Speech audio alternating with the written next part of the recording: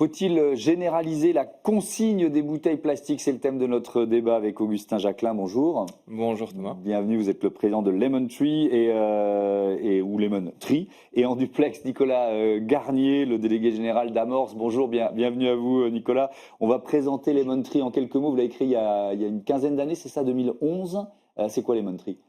Alors Lemon Tree, c'est une entreprise de l'économie sociale et solidaire qui est engagée sur le sujet de l'environnement, donc de l'économie circulaire au sens large, avec une approche qui est assez pragmatique, c'est-à-dire quels sont les leviers qu'on peut actionner pour améliorer les taux de collecte et derrière les taux de recyclage, les taux de réemploi. Donc faire en sorte, et c'est la mission en fait de notre entreprise, qu'on détourne un maximum de déchets des incinérateurs et des centres d'enfouissement pour justement mieux les recycler, mieux les réemployer. Leur donner de la valeur.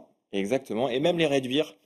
Et ça fait aussi partie de nos missions. Oui, on va évidemment aussi en parler. Nicolas Garnier, présentez-nous Amorce en quelques mots. C'est une association, c'est ça? C'est l'Association nationale des collectivités pour la gestion des déchets. Donc, je représente toutes les collectivités qui collectent et qui trient, qui recyclent, qui gèrent les déchets des Français dans toute la France. Amorce qui critique, qui s'oppose au projet de généralisation de la consigne pour les bouteilles plastiques. Pourquoi ça vous semble une mauvaise idée? Parce que pour nous, c'est une vaste opération de greenwashing. En réalité, la consigne, les Français y sont favorables, mais la vraie consigne, vous savez que le principe d'une consigne, on a peut-être vécu ça quand on était jeune, c'est effectivement la valeur d'un objet qu'on va réutiliser. C'est-à-dire, on prend une bouteille, généralement de lait, mais ça fonctionne aussi avec de l'eau, avec du jus de fruits. Cette bouteille est généralement en verre, donc dans un matériau inerte. Et l'idée, c'est d'augmenter légèrement la valeur de cette bouteille. On vous rend la valeur de la bouteille parce que cette bouteille va être lavée et réutilisée. C'est vraiment la valeur de l'objet. C'est comme quand vous mettez un bagage en consigne dans une gare, vous allez récupérer l'objet et sa valeur. Et là, ce qu'on essaye de nous vendre, c'est d'ailleurs le mot consigne pour nous est complètement usurpé. C'est pas du tout une consigne. C'est on augmente artificiellement le prix d'une bouteille en plastique et au lieu de la mettre dans son bac jaune qui est sous son évier ou dans sa cage d'escalier, eh ben on va demander aux Français de faire un geste de tri contraignant qui est d'aller dans un supermarché après avoir fait la queue à la caisse, de refaire la queue devant un automate pour que cette bouteille devienne quoi? Des confettis exactement comme c'était le cas, comme c'est le cas quand elle le met dans le bac jaune. Donc globalement, enjeu environnemental très faible. Complication du geste de tri, alors que depuis enfin 2 ans, on peut dire aux Français, il n'y a plus d'excuses. Le geste de tri, c'est très simple. Vous avez un emballage, vous le mettez dans le bac jaune. Et ça règle absolument pas les questions environnementales, puisque la bouteille représente à peine 10% des déchets plastiques. Et aujourd'hui, c'est la mieux triée, la mieux recyclée. Si vraiment, je voulais faire un dernier clin d'œil pour ouvrir le débat, s'il y a des objets qu'on n'arrive pas à collecter sélectivement aujourd'hui, c'est des piles, c'est des déchets électriques électroniques, c'est les autres emballages qui ne sont pas les bouteilles, parce que la bouteille est aujourd'hui le meilleur élève de la classe en matière de recyclage. On va quand même se rendre compte que le recyclage est quand même dans une tendance baissière et vous pourrez nous dire ce que vous en pensez. Votre réaction, Augustin Jacquelin, est-ce que ça vous semble effectivement une fausse bonne idée, ce système de consigne, ou est-ce qu'il faut multiplier les lieux, les possibilités de recycler des bouteilles plastiques? Alors, évidemment, je ne vais pas vous dire que c'est une fausse bonne idée, puisque ça fait déjà, vous l'avez rappelé, presque 15 ans que nous, on pousse pour la mise en place de ce dispositif. Pourquoi? D'abord parce que tous nos voisins européens et tous les meilleurs élèves utilisent ce système. Donc, bon, je crois en l'exception française, mais en l'occurrence, les performances de collecte qu'on a montrent bien qu'on est surtout les plus mauvais élèves de la classe. Et moi, je ne suis pas d'accord avec ce sujet de vraie fausse consigne, parce qu'en fait, une consigne, c'est un mécanisme financier. Vous avancez de l'argent et quand vous rapportez, on vous rend cet argent. Et là, ce qui est proposé dans le cadre de la consigne mixte, parce qu'on parle de consigne pour recyclage et pour réemploi, l'idée en fait c'est de mettre de la consigne le plus possible parce que ça marche, y compris sur des emballages comme les bouteilles en plastique, parce que ça se recycle très bien et qu'on n'arrive pas à les capter.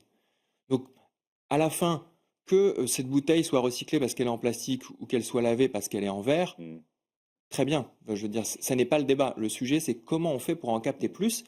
Et là, voilà, les résultats sont assez Alors sans équivoque. si on regarde les résultats, c'est l'ADEME qui nous dit le taux de recyclage des bouteilles en plastique qui était quasiment à 60% en 2021, on était à 59,3%.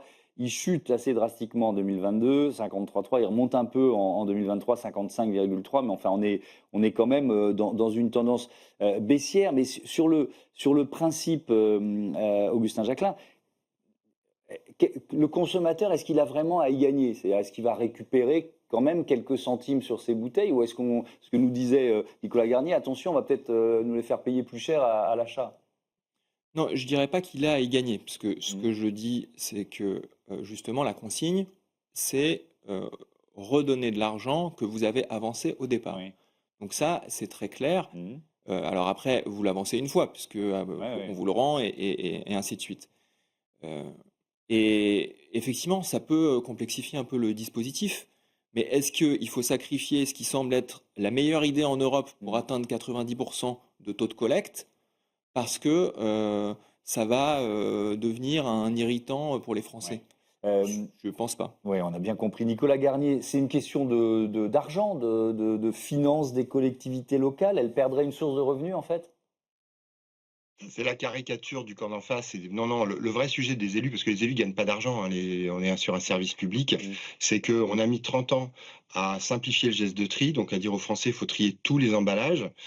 Et aujourd'hui, on leur dirait, ben alors finalement, ce qui était dans le bac jaune, c'est-à-dire la bouteille, vous le mettez plus dans le bac jaune, vous allez faire un autre geste de tri plus contraignant. Et puis, ce qui est dans le bac jaune, ce qui n'était pas dans le bac jaune, c'est-à-dire le pot de yaourt et le paquet de chips, vous le mettez dans le bac jaune. Et là, je veux dire, on ne sait pas si on va le recycler, puisque finalement, aujourd'hui, ce qui est assez fou dans cette histoire, c'est si vraiment l'enjeu de ceux qui portent cette mesure, et on le sait tous, ceux qui ont créé cette mesure, c'est pas des écolos, c'est le lobby des multinationales de la bouteille plastique. Donc, il faut quand même savoir que ça a été porté à l'échelle européenne par Nestlé, par Coca et par tous ces gens-là. Ces gens-là n'ont pas vocation à vendre moins de bouteilles. Donc, ce qu'on sait aujourd'hui, c'est que ceux qui portent principalement cette mesure, à part peut-être l'exception des entreprises qui se sont développées dessus, que représente votre invité, pour le reste, ceux qui ont développé cette mesure ont comme objectif de vendre plus de bouteilles plastiques. C'est aussi pour ça que la semaine dernière, la ministre de l'écologie a bien indiqué que ce n'était pas une mesure pour réduire les emballages plastiques. Donc si vraiment on croit à l'écologie, le sujet c'est de faire moins de plastique, et cette mesure vise à quelque part à fidéliser et à rendre la bouteille plastique écolo pour qu'on en achète plus et qu'on en vende plus. Mais comment On vous achète expliquez, plus Nicolas en France. Garnier, pardon de vous interrompre, comment vous expliquez qu'on soit effectivement en baisse par rapport, enfin déjà en baisse, en tendance, et puis pas forcément les meilleurs élèves européens, si on se compare à d'autres pays qui, eux, ont un système de consigne? Alors, c'est évident, il y a pas c'est mécanique. Si je vous prends de l'argent et que je vous dis, «Faites ce geste», et je vous le rends, puisque globalement, vous l'avez bien compris, il y a aucun cadeau, hein. Il y a même un coût puisque vous allez avoir 2 systèmes de collecte qui vivraient en même temps. Il va falloir payer le bac jaune dans vos impôts parce qu'il faudra bien continuer à avoir un bac jaune pour le reste de vos emballages, et quelqu'un va payer pour le milliard d'euros d'investissement minimum pour mettre des automates partout. D'ailleurs, au passage, en milieu rural, on ne sait pas ce que ça donne parce qu'il n'y aura pas d'automates, puisqu'il n'y aura pas suffisamment de masse. Donc, c'est pas un cadeau, c'est un coût supplémentaire pour les consommateurs. C'est forcément le consommateur qui paiera d'une manière ou d'une autre cette deuxième collecte pour faire plaisir aux vendeurs de bouteilles qui veulent montrer que leur bouteille est cool et en vendent plus. Et effectivement, là, il y a eu une petite baisse, ce qui est une réalité, mais il faut quand même savoir que moi, 55% de recyclage, ce qui est pas assez bon, hein, et nous, on pense qu'il y a des marges de manœuvre énormes. Regardez, vous sortez de chez vous, il n'y a pas de tri, vous allez dans un lieu de culture ou vous alliez dans un lieu de sport, il n'y a pas de tri, vous allez dans un Airbnb, il n'y a pas de tri, vous allez dans un hôtel, il n'y a pas de tri. Donc, on se rend compte que l'un des combats qu'on doit mener, c'est que le tri devienne, j'allais dire, un réflexe, alors qu'en fait, dès que vous sortez de chez vous, on a l'impression qu'il n'y a pas de geste de tri. Il y a des marges de manœuvre importantes. Je vous interromps pour que Augustin Jacquelin puisse répondre. Bon, moi, ce week-end, il se trouve que j'étais à un festival, donc à la fois festival, lieu de culture et hôtel. Dans les deux, il y avait des possibilités de tri ouais, enfin, ça se généralise. Allez-y. Oui, et puis en fait, vous pouvez dupliquer énormément les occasions de tri. En fait, ça suffira pas. Et là, on peut dire ça baisse un peu, ça monte un peu. La réalité, c'est que ça plafonne et qu'aujourd'hui, un système qui n'est basé uniquement que sur du bac jaune ne peut pas atteindre les objectifs qui sont fixés par l'Europe. Ça, il faut quand même bien en avoir conscience.